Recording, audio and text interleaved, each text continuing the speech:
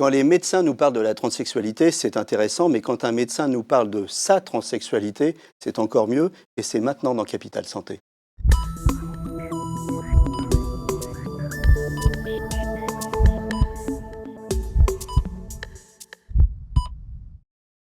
Alors avec moi sur le plateau de Capital Santé, Marion Tudury, vous êtes médecin spécialiste de la prise en charge de la douleur à l'hôpital de Roanne.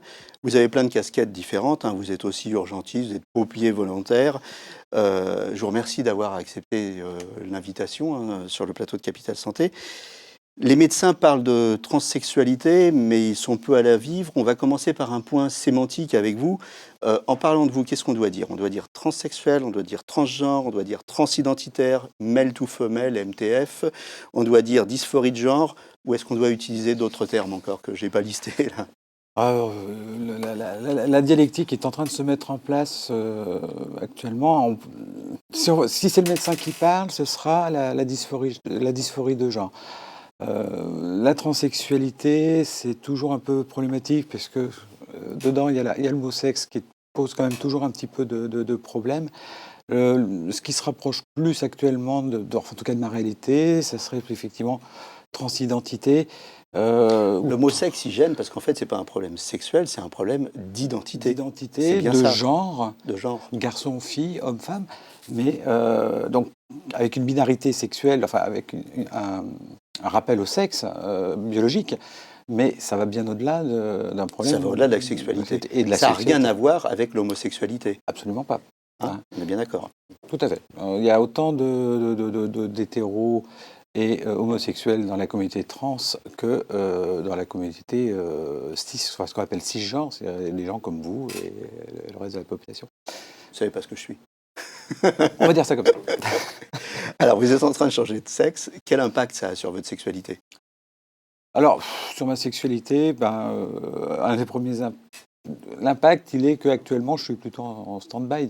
C'est-à-dire qu'avec les traitements anti-hormones plus les traitements hormonaux de féminisation, actuellement, effectivement, j'ai une libido proche du zéro absolu. Chose qui devrait bouger plus tard.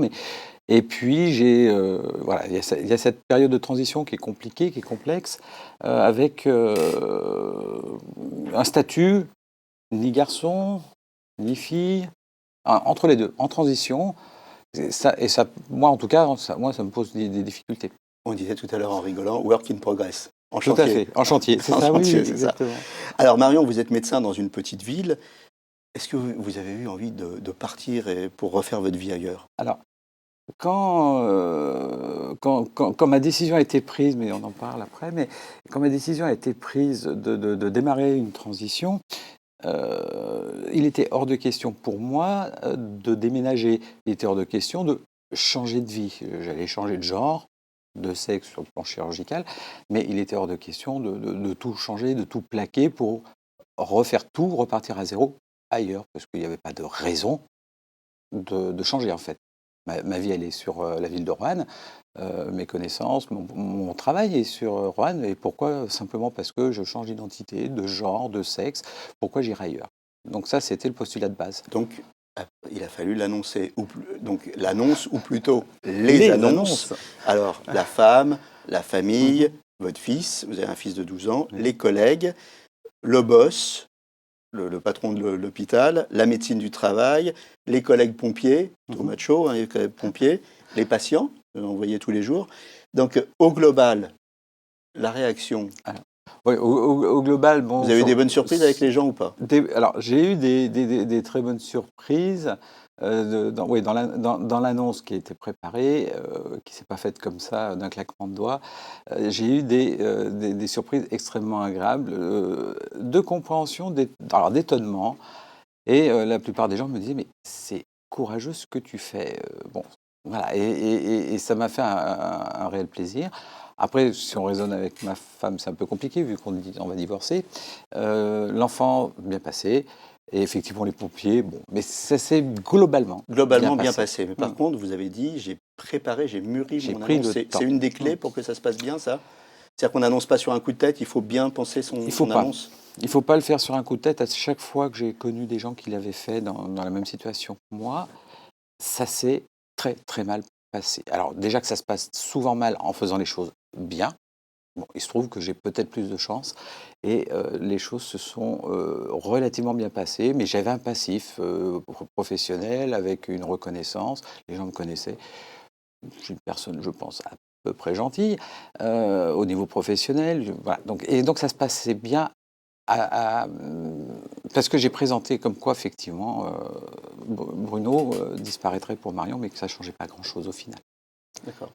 Et que vous aviez préparé donc la manière dont vous Voilà. alliez l'annoncer, pas en groupe, mais à chaque groupe À chaque différent. petit groupe, chaque groupe professionnel ou volontaire, comme les pompiers, j'ai fait ça sur une manœuvre. Donc alors, en préparant l'émission, vous m'avez décrit votre parcours, hein, il est jalonné de poussées.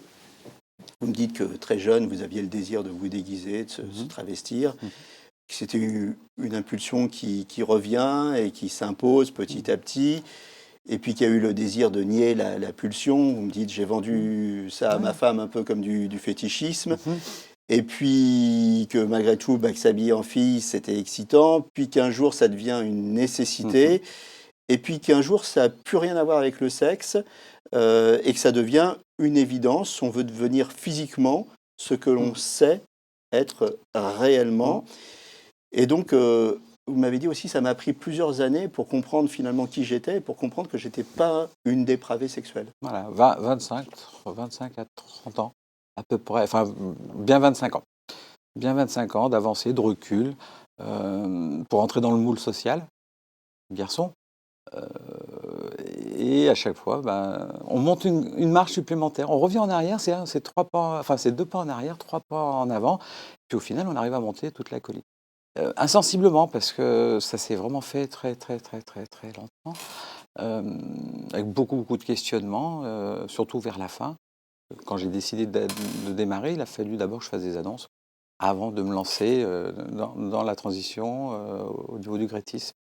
Et je crois qu'une des premières annonces, c'est votre femme un jour qui vous a mis un peu devant le fait accompli. Vous regardiez une émission à la télé, le hasard, Elle a fait, oui. et Oui, c'était sur les trans, et elle vous dit Et toi, Bruno? voilà. Est-ce que tu veux te faire opérer? Alors, je pense qu'elle avait plus que des doutes. Enfin, c'est pas, je crois, j'en suis sûr. Et, effectivement, bon, voilà. Donc,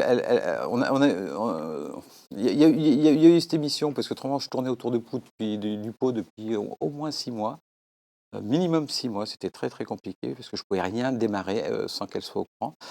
Et l'émission qu'on est tombé vraiment par hasard, elle a profité de la faille pour lancer la conversation. Je le remercie. Après, bon, c'est plus compliqué. Les choses, après, sont pas toujours sont pas toujours comme dans le monde de oui-oui ou idéal. Oui. Donc, Mais finalement, c'est ça a passé été le ça. déclencheur. Il fallait un déclencheur de toute Voilà. façon. Ouais, parce que ça Hein. allait durer encore 6 mois. Donc, Parce qu'en fait, c'est un parcours qui est très très long, mais le jour où on est vraiment sûr, il faut il faut y aller. il faut y aller. Il Hein. faut y aller. Mais c'est pas simple. Il faut y aller. Il y a une certaine impatience après à y aller.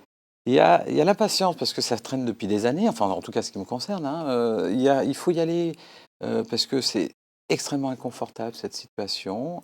Et après, quand on y a été, quand on a commencé la transition, enfin tout le parcours de transition qui dure plusieurs années avant une chirurgie éventuelle, c'est aussi long. C'est long, moi j'en suis à 4 ans, 4 ans et Mhm. demi. Enfin, je préfère pas compter. Alors aujourd'hui, Voilà. techniquement, J'ai vous pas avez été commencé le traitement hormonal, orale. vous attendez la mammoplastie, vous attendez la vaginoplastie, Oui. et après, chantier fini. Chantier fini si j'arrive à me convaincre de passer au tribunal pour changer mon état civil, qui Eh est oui, qui très, pour très, l'instant est toujours. toujours en Mais stand-by alors, depuis compliqué. génétiquement, par contre, vous serez toujours un XY. Ah ben ça c'est clair que je serai toujours garçon biologique. Et ça, la nature, on ne peut pas la changer comme ça. Il faut aussi remettre un peu en perspective. Je serai toujours XY, donc je serai toujours un garçon sur les prises de sang. Et par Enfin, contre aussi, ce que vous m'avez dit, c'est que je serai toujours le papa et de je mon serai fils. toujours Vous le voulez papa. pas devenir une maman. Ah, c'est hors de question. Si vous Ah, êtes le papa. je l'ai dit et je le redis, c'est juste hors de question. Non.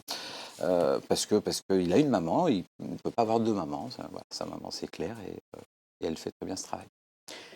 Il y a tout un protocole qui est difficile parfois à vivre, et notamment il y a des visites psychiatriques. Alors vous êtes médecin, vous l'avez peut-être vécu plus facilement que d'autres, je ne sais pas. Oui, alors, c'était une question, on va essayer de faire court, mais oui. Oui, parce qu'il nous reste 3 minutes. Hein. Donc le parcours se fait en équipe pluridisciplinaire, psychiatre, psychologue, chirurgien, endocrinologue, tout le monde, on rencontre tout le monde et on a une évaluation psychopsychiatrique qui a en fait unique but d'éliminer les contre-indications à une transition, à un changement d'identité sexuelle ou voilà. Voir aussi si vous n'êtes pas schizophrène. Voilà, éliminer ça c'est une contre-indication, les troubles du comportement grave, etc. Enfin, je ne veux pas tous les lister, qui ferait que la transition se passerait tout simplement mal et la personne qui irait faire ça comme ça, eh ben, aurait certainement des problèmes. Alors, docteur Marion Tuzuri, vous nous dites, je n'ai pas changé de personnalité, j'ai changé de personne. Je reste médecin avant tout et je respecte mes patients, donc il est normal qu'ils me respectent.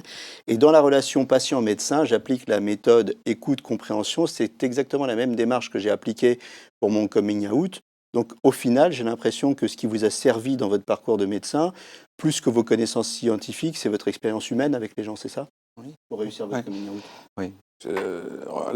Si on ne respecte pas les gens dans leur difficulté à comprendre et à accepter la transition, c'est pas naturel. Ça c'est quelque chose qui est très simple pour moi.